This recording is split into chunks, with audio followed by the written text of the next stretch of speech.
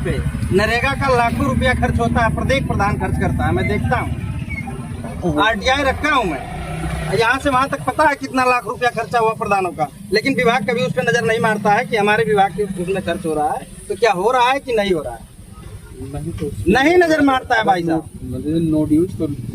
NOC तो विभाग दे दिया कि आप काम करिए, लेकिन जो कमवा किया वो किया है कि नहीं किया है, ना तो सचिव ना तो पंचायती राज विभाग के सचिव को मौका देखने के लिए नरेगा का फोटो चला गया, काम हो गया, वही हाल आपके विभाग का है। अभी आप देख लीजिए जो साफ सफाई की बात है, पूरा निरीक्षण किया हूँ, घूम करके आया हूँ, यहाँ से वहाँ तक जो 23 किलोमीटर की परियोजना है, इधर उधर पूरा घूम करके आया हूँ, और हर जगह की यही दशा है, खाली बस पुलिया से देखिए तो बस उतना दूर बढ़िया साहब, बढ़िया। अरे नहीं, आप देखिए, परियोजना कर लीजिएगा और उस समय देख लीजिएगा, जैसे आपकी संतुष्टि होगी उस हिसाब से काम हो तो ठीक है, तब बताइएगा। कल भी साफ हुआ तो आज कल की बात न करिए, उस समय भी अरे हम आपको बता रहे हैं, परियोजना काम करने से पहले यहाँ काम से पहले का ड्रोन सर्वे होगा और काम के बाद ड्रोन का सर्वे वो शासन में पुटअप होता है, तो छोड़ने थोड़ा करने का कोई मतलब ही नहीं उससे।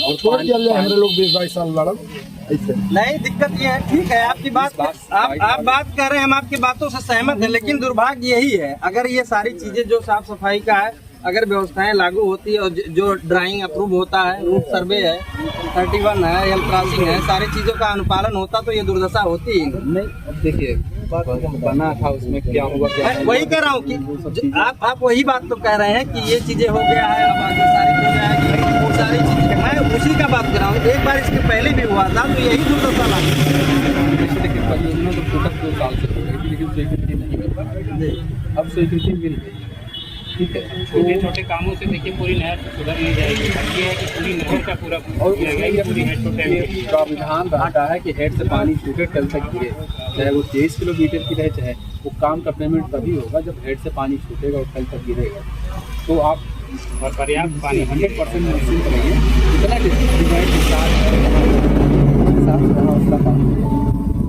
नहीं पे इसको पूरा, अरे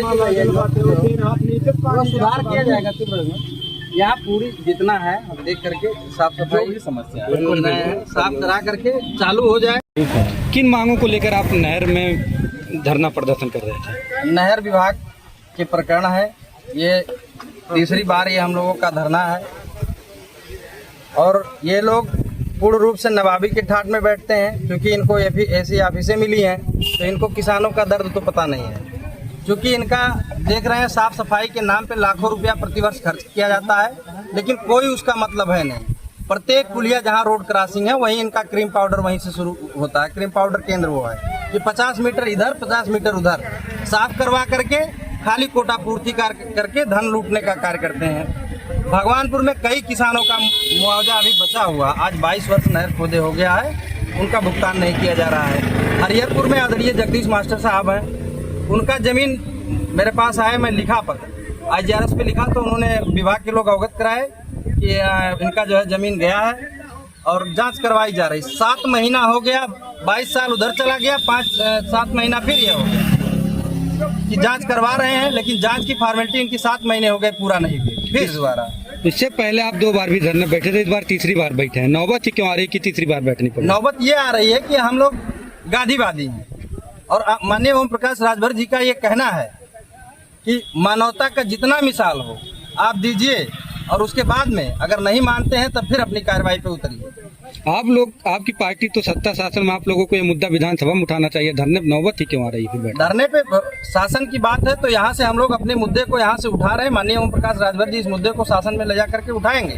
सरकार में भी कुछ ही समय हम लोग को आया हुआ है। लापरवाही किसकी है? लापरवाही पूर्ण रूप से अधिकारियों की है, क्योंकि बताया ना मैं कि पुलिया, हर पुलिया इनका क्रीम पाउडर केंद्र है। इनके पहली बात तो एसी चीफ तो निकलते ही नहीं, मुझे लगता है बड़ी परियोजना आप जाते होंगे, और नहर इतनी बड़ी परियोजना है, इस पे आना चाहिए। किसानों का, लाखों किसानों का इससे भविष्य जुड़ा हुआ है, उसी खेती से किसानों के परिवार का फीस जाता है, बेटी बेटा का जो है विवाह होता है, घर मकान बनता है, वही फसल बर्बाद हो जाएगी, किसान कैसे जिंदा रहेगा?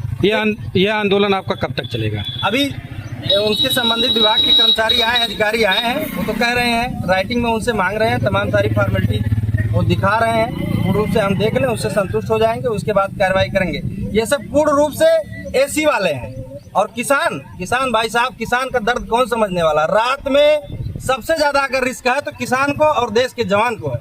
ये रात रात में बेचारे जो है तार से ले लेकर के किसान अपने बच्चों को सांप, बिच्छू, सुअर, जंगली जानवरों जैसे आतंक से नहीं डरता। वो किसान में अपने फसलों की सिंचाई करता है, तब देश का पेट भरता है। ये एशिया विश्व वालों का तब पेट भरता है और इसकी चिंता इनको नहीं है।